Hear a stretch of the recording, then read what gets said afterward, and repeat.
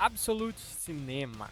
Essas palavras nunca se encaixaram tão bem com uma obra, entenderam? Absolute Cinema, tem como não, ele é gênio demais. No dia 23 de agosto de 2024 foi lançado o episódio 8 de Murder Drones, o último até então que finaliza uma jornada de quase 3 anos, iniciada no dia 29 de outubro de 2021. E desde esse dia a Jota não venceu uma luta sequer. A Jota é uma inútil pra variar. Esse episódio tinha a grande responsabilidade de finalizar a temporada que colocou a Glitch Productions no mapa, não querendo desmerecer Metarunners e Sunset Paradise junto dos seus 7 fãs, mas Murder Drones impulsionou e muito o canal da Glitch, tanto por sua qualidade de animação para uma série postada no YouTube, quanto da dublagem que deixou a série mais acessível para um público maior, ajudando a série a ter um número de visualizações que superava todas as temporadas dessas duas séries juntas.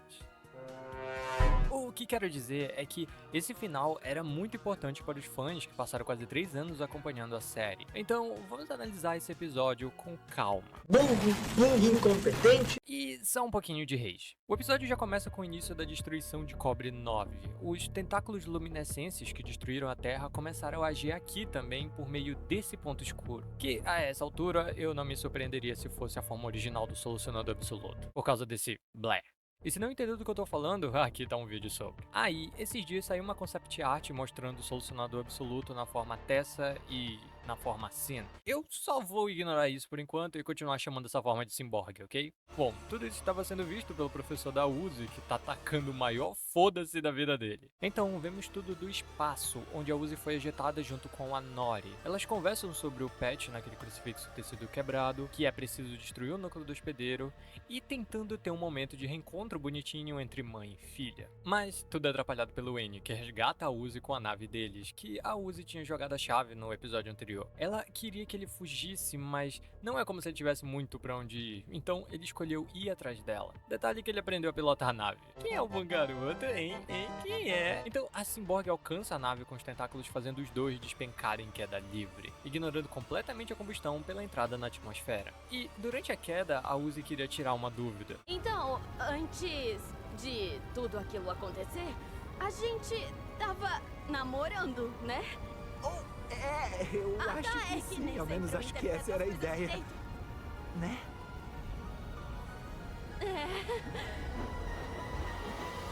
Ok, vocês venceram. Nuzi é real. As minhas percepções nesse vídeo estavam erradas e no fim o N realmente gostava da Uzi. E estão satisfeitos agora? Pelo menos ainda há chance de Visa ser real, mas isso é outra história. Então a Uzi joga um nulo, como se fosse um Rasengan bem aonde os tentáculos estão vindo, e tenho que ressaltar que a Uzi recebeu um belo buff de poder aqui, conseguindo abalar todo o planeta com um único ataque. Ao mesmo tempo, a Jota tá em um pedaço de rocha junto com a Lizzie, Ted, Khan e o ônibus, que sim, é uma criatura viva, e por conta desse pedaço está girando e subindo, isso causa uma pressão enorme que faz todos eles não conseguirem ficar de pé, enquanto escorregam para a borda junto da arma de fótons. Então a Jota resolve acabar logo com isso, usando até uma assistência de mira para calcular a trajetória do míssil. O que é bem legal e teria sido muito eficiente em lutas passadas, mas quando eles iam ser atingidos...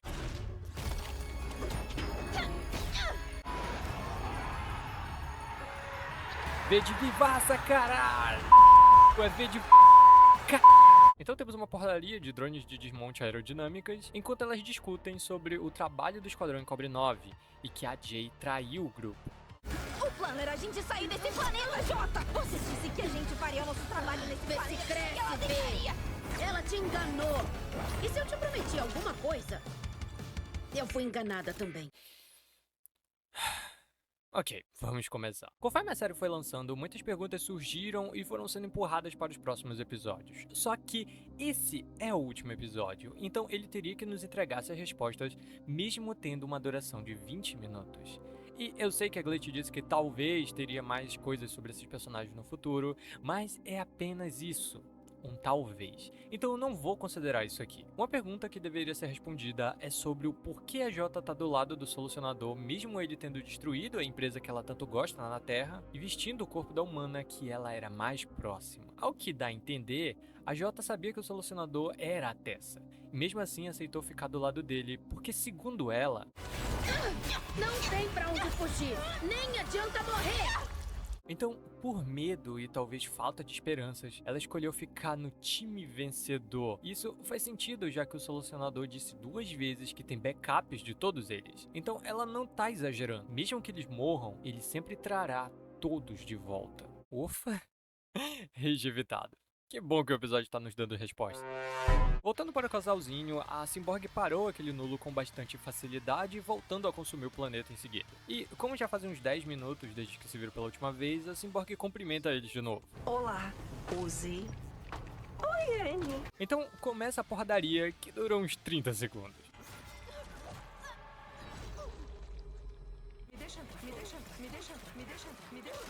Assustador. A Uzi consegue usar seus poderes para fugir por um corredor, o que faz a Cyborg ir atrás deles, os procurando dessa forma bizarra aí. Lambda. E ainda tem gente que gosta dessa praga. Enquanto a Uzi está resistindo ao... que é o comando para possuir os drones, o N está...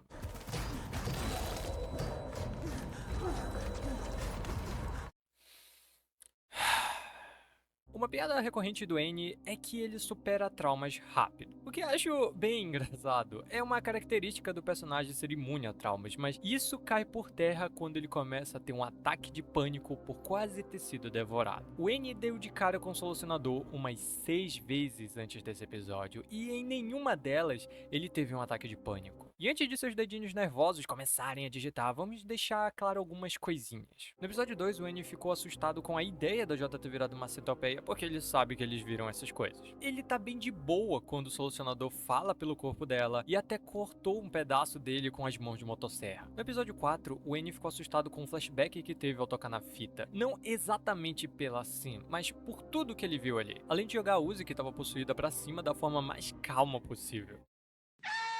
Sendo que, segundo a V, assim estava possuindo ela, então também era o Solucionador. No episódio 5, o N aparentemente recuperou todas as suas memórias ao entrar no porão, o que pode anular todos os encontros antes disso por ele simplesmente não se lembrar. Mas, mesmo sendo o caso, ele não tem nenhuma reação de pânico quando o próprio Solucionador tenta lobotomizar ele, até mesmo quando ele vê todos os seus cadáveres ali. No episódio 6, a Tessa tinha dito que a Uzi era perigosa, então ele estava preocupado com o fato da Uzi perder o controle e ser possuída, não com o Solucionador em si. Até porque ele teria ficado longe dela, igual a Uzi fez quando descobriu que eles viravam aquelas centopeias gigantes, o que não foi o caso. No episódio 7, ele viu novamente a Uzi ser possuída e o próprio Solucionador cara a cara, e não entrou em pânico. Na verdade, ele lutou para trazer a Uzi de volta e esboçou um medo normal quando a Cyborg foi pra cima dele. Nada de ataque de pânico. Então, de onde veio esse medo todo que ele sentiu pela Cyborg nesse episódio? Ok, daria pra dizer que o gatilho desse trauma é justamente ter seu peito perfurado, igual no flashback. Sim, pelo que eu pesquisei sobre traumas, em alguns casos é assim que funciona. Então essa é uma situação muito específica que só aconteceu dessa vez. Só que isso faz meio sentido, porque ele já tava tremendo antes disso acontecer. Mas ok, conhecendo o N, dá pra pegar um rodo bem grande e passar um paninho. Quase. Então a V aparece. Como eles não estão se vendo diretamente, isso cria um clima bem tenso de dúvida sobre se aquilo é ou não uma armadilha da Cyborg. Annie, você tá bem? Eu não tava... A Tessa é a Sin. Ela tá aqui. Eu não sei do quanto você se lembra, mas a Jota enganou a gente e a Sin enganou a Jota também. Eu sinto muito. Eu devia ter sido sincera com você desde o começo, mas é que eu fiquei com medo por nós. Espera, repete mais em inglês, por favor.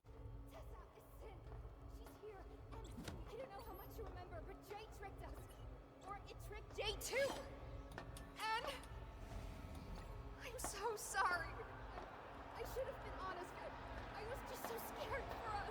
Então era isso que você estava escondendo todo esse tempo e não falou nada? Não, isso não dá pra passar pano. Desde o episódio 2, a V demonstrava que sabia de alguma coisa que não queria contar pro N. E ficou a série toda protegendo ele de vez em quando, como falei nesse vídeo aqui. Só que até o episódio 7, acreditava que a V estava recuperando as memórias igual ao N, só que talvez um pouco mais rápido ou de coisas mais importantes. E mesmo se disserem que ela só lembrou de tudo no episódio 5, isso não tira o fato de que ela sabia que a Tessa era o solucionador. E mesmo assim, ela aceitou descer todo o escritório com ele do lado. Pensando agora, era por isso que ela deu aquela encarada no visor da Tessa.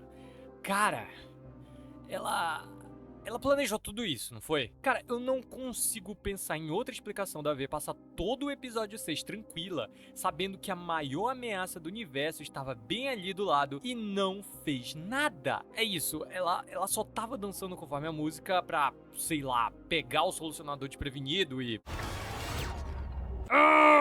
E graças a uma conversa que tive com o Dust e o Pankovo, eles fizeram questão de me mostrar que dá pra piorar. E muito! Desde o episódio 6, muito se teorizava sobre a V conseguir escapar daquela situação de várias formas possíveis. Principalmente Pankovo. Então, dada a facilidade com que ela domesticou esse Dino, junto com essa mini especulação, daria até pra dizer que ela ficou pra trás de propósito, pra sumir do radar do solucionador e fazer alguma coisa por trás das câmeras. Mas cara, ela só mandou mensagem pra Lizzie ficar de olho na Jota. A Jota, que era pressuposto ficar na nave por ordem do solucionador. Ok, poderia ser um código pra Jota iniciar um plano paralelo enquanto elas estavam ali embaixo, mas no final foi só pra colocar a nave em outro lugar. Ela pediu pra uma operária vigiar uma drone de desmonte. Operária essa que queria sair no soco com a Jota. Ok, isso foi burrice dela, mas não tira o fato de que a V botou a vida da Lizzie em risco só pra isso. E a Lizzie ainda arrastou o Ted. Não venham dizer que a Jota não se importa com a Lizzie, porque vocês sabem que não é bem assim. E também, ela botou a vida do N e da Uzi em risco, deixando eles sozinhos com o solucionador, Tessa, Cyborg, sei lá, esse troço aqui. E se vocês disserem que o confio em você, Uzi, se referir a V confiar nas habilidades da Uzi, que estava sendo toda hora possuída para lutar contra uma entidade que destrói planetas, eu vou pessoalmente tacar fogo no quintal de vocês. Caraca! A V se importa ou não com o N? 10 segundos depois, quando o N fala pra V parar porque esse N aqui é falso, a V percebe que a Cyborg estava ali na frente dela, mandando fazer o seu trabalho e por isso ela entra em choque, mostrando o tanto de medo que ela tem do solucionador. Cara, ela provavelmente se lembra dessa cena aqui da mansão. Ela tentou matar a Uzi só por transformar uma flecha em um troço que se mexe. A V e a J são as drones que mais conhecem sobre o solucionador, mas diferente da J, que só parece ter aceitado tudo por medo e desespero, a V só tem medo. Puta que pariu! Fugindo do demônio, a J intercepta a V enquanto a Cyborg vai devorar o núcleo do N, mas o Khan está aqui para salvar o dia com suas portas. Peraí, esse lugar da cidade ainda faz parte do bunker? Isso é um controle universal de portas? Não duvidaria disso vindo do Khan. Então a Uzi aparece pegando a arma que o Ted jogou, dizendo que... Ninguém vai traumatizar esses robôs bonitões e esquisitões, além de mim. Rapaz, então isso abre margem para um trisal? Nuve é canônico? A Cyborg usa o... novamente para possuir a Uzi, mas não consegue porque a Uzi finalmente está livre. Como ela conseguiu fazer isso, sendo que no cenário anterior ela ainda estava sofrendo com esse comando? Sei lá. Pergunta pro Liam. Então começa a cena de luta mais irada que a Glitch produziu até hoje, com direito a uma coreografia maneira, sincronização com a música de fundo. Eles basicamente realizaram o sonho de qualquer um de fazer um MV com seus personagens na vida real. Durante a live, enquanto assistia, o episódio tava basicamente assim. Para surpresa de 0 pessoas, a J é derrotada, a Uzi consegue prever onde assim iria se teletransportar e consegue arrancar seu núcleo, só que...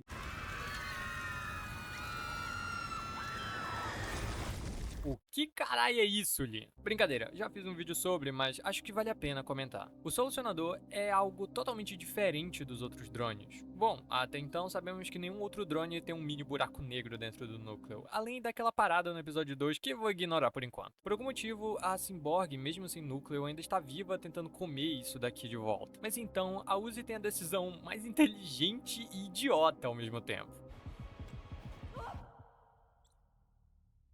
Ok, se a Cyborg queria comer aquilo era porque era comestível e ela iria se recuperar, então impedir que isso acontecesse é a ideia mais lógica. Só que tanta coisa poderia acontecer depois de comer isso.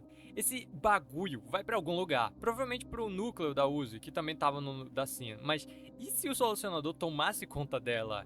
E se por algum motivo ele explodisse, atravessasse o corpo dela pra voltar pro Dacin? Cara, tanta coisa podia dar errado. Mas no fim o que acontece é ela só ficar com um degradê maneiro nos olhos.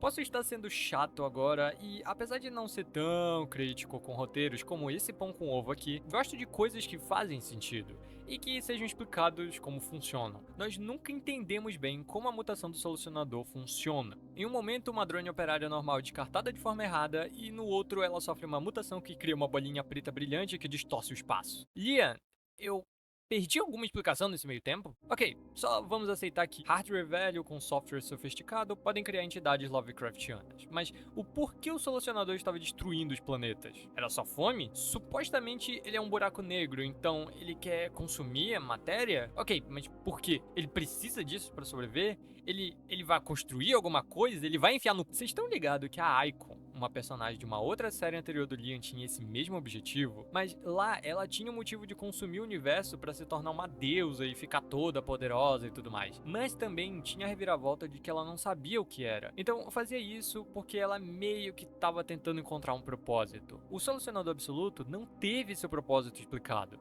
Porque quando ele chegou em Cobre 9, como a Tessa, ele diz que tinha trabalho para fazer, que era o plano de eliminar a vida no planeta, levantar as pilhas e chegar nos laboratórios. Mas no episódio 7 ele diz que estava faminto. Sinceramente, estou faminta. Ou seja, todo esse plano era só para consumir Cobre 9.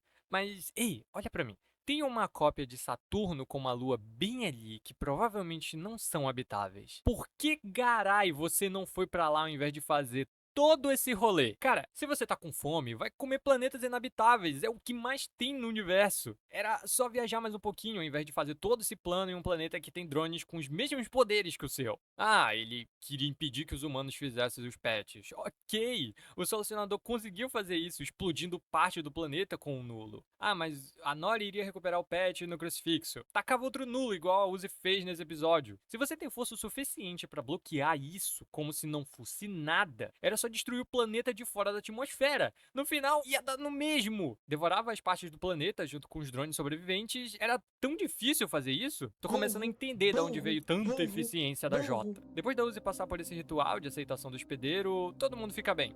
Exceto a Rebecca e a Doll, que a galera notou que ela tá na sala junto com todo mundo. Então a série acaba. Pera, quê? Como assim? Por que tem imagens estáticas contando o que aconteceu depois passando na tela? Aquela é a Doll? Os núcleos do forno viraram centopeias, então? Eu tô tão confuso. Para! Ah, que bom que o episódio ainda não acabou. Você tá ótima. Já considerou usar um lacinho, hein? Quê? Cara, eu tenho tantas perguntas. Ok. Primeiro, a duração do episódio. Acho que todos sabem sobre a possível treta que aconteceu na Glitch. Pra quem não sabe, eles postaram uma nota de desculpas e esclarecimento no X Twitter do nada. Não teve exposed, não teve reclamações. Apenas essa nota, que também dizia que o episódio 8 iria ser adiado e tudo mais. Rola muita especulação sobre o que aconteceu e como isso impactou o último episódio, que a galera tava esperando ter 1 hora. Ok, isso por si só já era irreal, mas 20 minutos não era bem o que a gente esperava. Porém, com o lançamento do episódio, vimos que, sem dúvidas, é o melhor episódio que a Glitch já produziu. As animações, texturas, iluminação, tudo está impecável. Então, pra mim, essa duração é totalmente justificada com a qualidade visual. Mas o problema nem de longe é a parte técnica, mas sim no roteiro. Depois que o episódio saiu, vi várias pessoas reclamando da mesma coisa. Que o final foi rushado.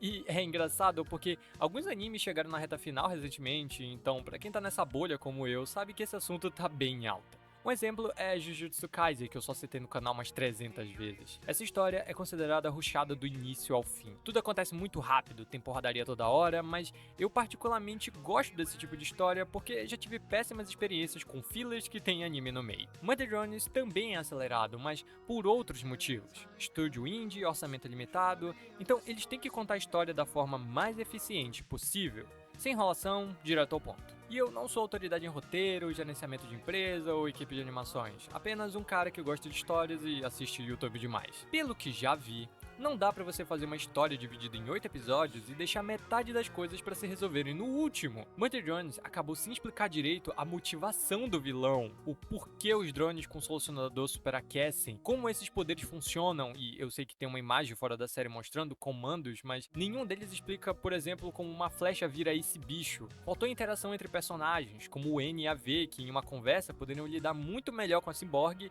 e sobre o seu passado juntos. Explicar porque as pilhas eram importantes, como funcionam esses backups, os humanos da J.C. Jensen em outros planetas. A Nori não participou da luta nesse episódio, eu posso ficar aqui por 20 minutos fazendo isso. Eles enxugaram bastante esse roteiro, deixando muitas explicações de várias coisas no ar, o que eu acho bem legal. Eles não pegam na sua mão e explicam tintim por tintim com diálogos expositivos chatos. Isso aqui é uma série de mistério para jovens adultos, pô. No episódio 1, só por pausar em cenas específicas, já sabíamos sobre o Solucionador Absoluto e alguém chamada Sin, que só foi apresentada de fato no episódio 5. E em todos os episódios, eles deixam pequenos easter eggs escondidos por aí só pra gente achar. Até por isso que muita gente fica perdida na série. Eu fiz um short sobre a Drone S e várias pessoas comentaram: quem é essa Drone S? Porque essa drone, ela só é mencionada uma vez em um papel aleatório no episódio 4, que na época achava que era importante. E aqui vai um ponto sobre esse final. Nem tudo é importante. Tipo, depois que os humanos foram exterminados de Cobre 9, os operários se reproduziram.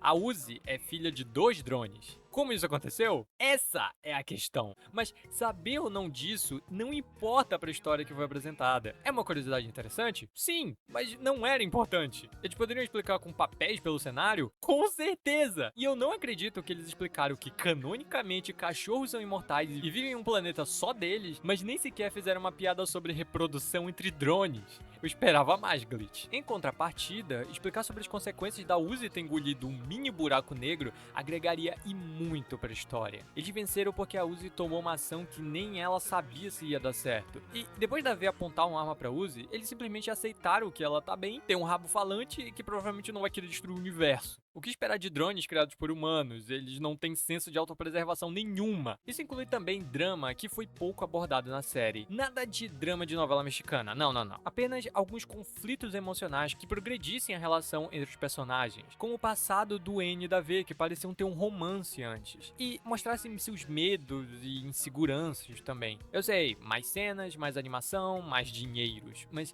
acredito que pequenas mudanças já melhorariam e muito a série, como por exemplo, explorar melhor o trauma do N, que apenas acrescentando algumas expressões faciais de medos com um loop de respiração quando o solucionador estivesse perto dele ou fosse mencionado, já ajudaria muito. Eles fizeram isso com a V e funcionou muito bem. Apesar de que, com a V, o problema é que ela aparentemente sempre soube de tudo e não contou pro N.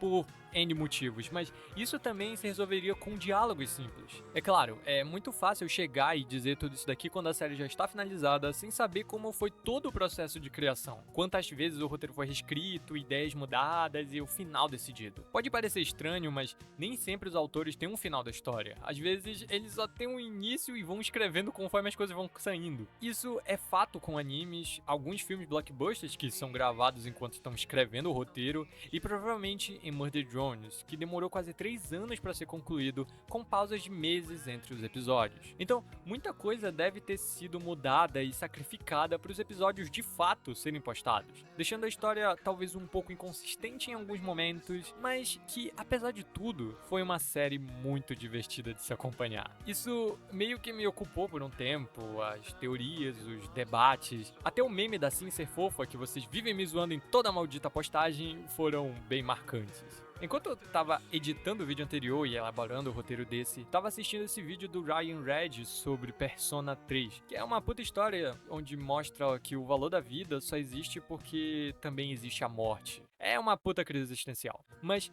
dá pra tirar disso que não importa se você não gostou tanto do final da série ou algum ponto específico da história. Uma série imperfeita que te divertiu é bem melhor do que uma série que nunca chegou a existir. Acredito que vocês devem gostar de alguma que também tem seus problemas, mas isso não faz você gostar menos dela. Esse é meu caso com Murder Drones. Eu sei que ele tem problemas, e quanto mais eu penso nisso, mais quebrado eu vejo que a história é, mas ele me divertiu tanto que isso é mais importante. Enfim, a Glitch ainda vai produzir outras séries daqui pra frente, e existem muitas outras coisas só esperando a gente assistir. Quem sabe uma delas agrade vocês. Só deem uma chance pra coisas novas. Não se preocupe que ainda terão outros vídeos de Murder Jones no canal, porque se eles não nos deram respostas, vamos ter que caçar nós mesmos. Obrigado por me acompanharem até aqui, e não fiquem tristes por Murder Jones ter acabado, mas felizes porque ele existiu. Todos no cinema. Fui!